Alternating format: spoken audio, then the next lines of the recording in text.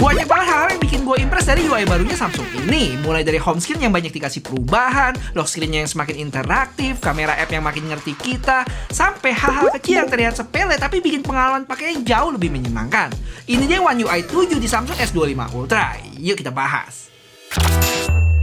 Nah, kita mulai dari yang enteng-enteng dulu, yaitu ikonnya sekarang berubah ya. Jadi lebih berwarna dan hidup aja. Cuman khusus buat icon setting, agak lebay nggak sih yang baru ini? Dan sekarang ukurannya juga bisa dirubah, ada 3 pilihan. Terus teks iconnya pun bisa diumpetin ya, dan jadi lebih bersih emang. Keren nggak guys? Terus buat foldernya sekarang bisa digedein. Dan ya, ini bukan sesuatu yang baru di HP Android. Tapi nggak telat juga kok, karena iPhone belum bisa. Peace. Kalian bisa langsung touch dan buka app-nya di 8 app pertama ya. Selebihnya bisa pencet 3 titik ini. Sebenarnya kalau mau di-improve bisa coba ikutin Oppo dan beberapa OS lain mungkin. Yang mana di dalam foldernya pun kita bisa swipe ke samping, jadi lebih interaktif. Terus kalau ngomongin widget, nggak kalah seru. Dan gue nggak bakal bahas satu-satu ya. Paling yang kalian butuh tahu di sini, secara ukuran widgetnya itu sekarang lebih fleksibel. Bisa kita resize dengan gampang. Sampai ke ukuran pil 1x2 gini. Bentuknya pun juga bisa diubah-ubah tergantung selera aja. Dan macam widgetnya pun juga banyak banget ya. Dan jangan kegocek di sini. Misalnya untuk jam, walaupun sama-sama tulisannya ada 4, tapi di dalamnya beda tuh. 4 di One UI 7 ini lebih ke pengelompokan. Ada alarm, analog clock, digital clock, sama dual clock. Sedangkan di One UI 6 bener-bener cuma 4 item doang. BTW dual clock ini jadi ingetin gue sama zaman-zaman LDR dulu deh. Berguna banget serius. Sama ada satu widget yang keren di bagian kamera yang namanya countdown. Jadi dia bisa hitung mundur suatu event yang ada di kalender kita. Dan sama di sini kita bisa kasih foto dan ubah bentuknya. Habis itu kalau kita swipe ke atas atau buka app drawer, posisi search barnya sekarang ada di bawah. Jadi tinggal tap pakai jempol dan ketik deh. Yang mana di One UI sebelumnya ada di atas. Dan by default, scroll-scroll app-nya sekarang ke bawah ya guys, dan diurutin secara alfabet. Sedangkan sebelumnya kita mesti scroll atau swipe ke samping. Tapi buat kalian yang udah kebiasa swipe ke samping, di One UI 7 ini bisa kita ubah sih. Pencet titik 3 ini dan pilih custom order. Dan kalau kita swipe dari atas ke bawah bakal buka quick panel. Tapi di One UI 7 ini kita mesti swipe-nya dari sebelah kanan. Karena kalau di kiri atau di tengah dia malah buka notif. Sebenarnya ada cara lain sih. Misalnya dari notif sini kalian bisa langsung swipe ke kiri dan bakal kebuka juga. Cuman kalau kalian nggak suka sama cara baru ini, bisa balik lagi kok ke settingan lama. Bisa pencet icon pensil, panel setting, dan pilih together. Yang mana bakal ada menu-menu di atas dan notif di bawah. Habis itu di quick setting yang baru ini dia ada volume control ya. Jadi nggak cuma brightness doang. Dan posisinya bisa kita ubah. Plus mau seberapa lebar menu-menu yang muncul di sini juga bisa kita atur. Terakhir buat home screen ada fitur yang namanya status bar di kiri atas ini. Jadi dia kayak live notification gitu yang bisa kita tap dan keluar pop up di atas. Terus kita bisa kontrol juga deh dari sini. Kalau ada beberapa tinggal di swipe ke bawah aja, kalau mau dibuang swipe ke samping.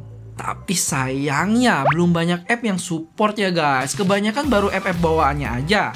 Gue sempet coba Grab kemarin yang biasanya bakal nongol live notification ini, tapi nggak keluar.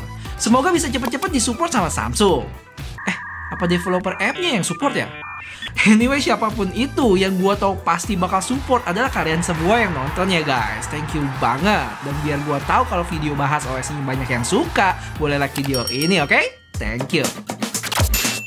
Sama kayak di home screen, pilihan widgetnya lebih banyak sekarang yang baru ini. Sampai bisa dimasukin galeri, interpreter, voice recording, dan lainnya.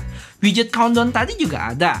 Terus buat quick shortcut di kanan sama kiri bawah juga sama lebih banyak ya pilihannya. Dan gua nggak ngomongin buka app tertentu di bawah sini karena emang itu udah bisa dari dulu.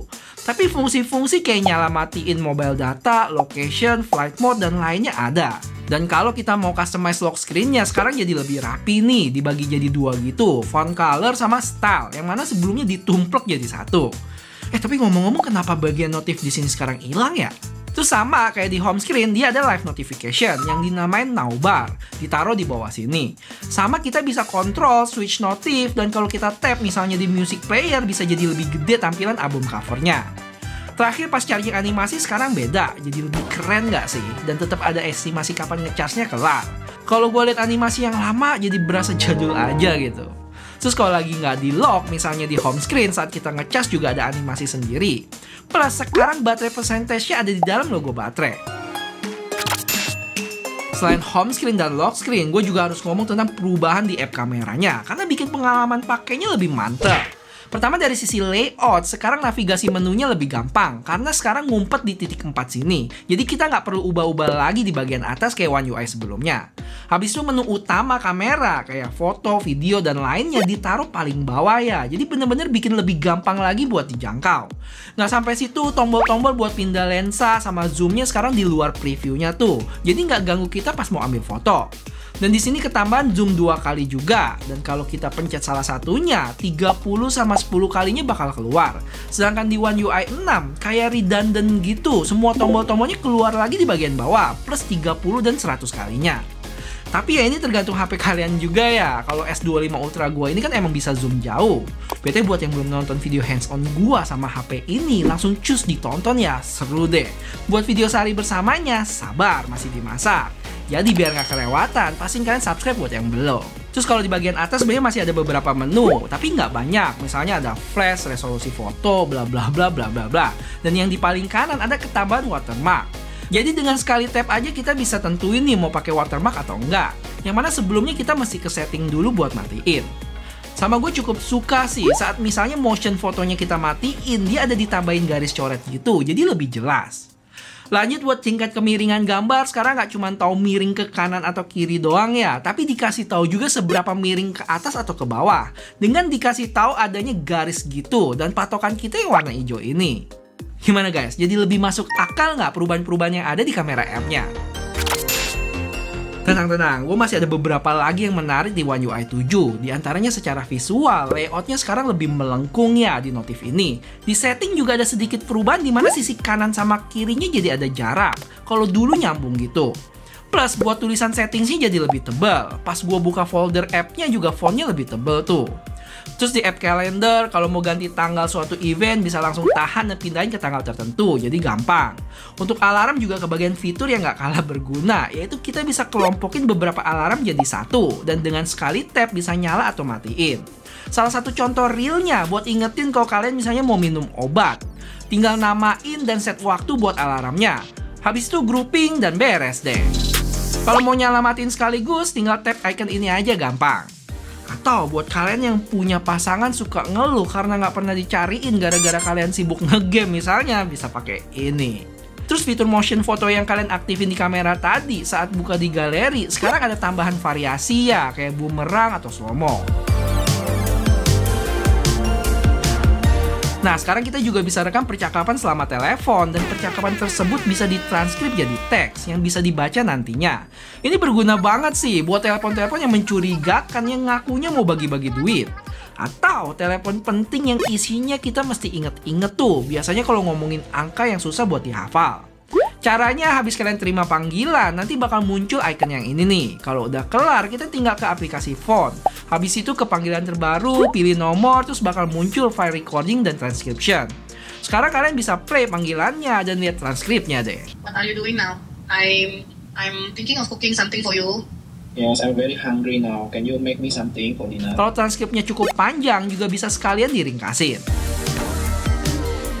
Terakhir, di recent apps-nya tampilannya jadi lebih keren, dimana app yang baru pakai ada di sebelah kanan, sedangkan sisanya numpuk gitu di sebelah kiri. Kalau di One UI 6, terlalu jauh sih jaraknya, jadi renggang-renggang. Gimana guys? Dari perubahan-perubahan dan fitur baru tadi yang gue sebutin, mana yang bikin kalian impress dan berguna banget buat hidup? Kalau gue sih layout kamera yang sekarang bener-bener jadi masuk akal banget.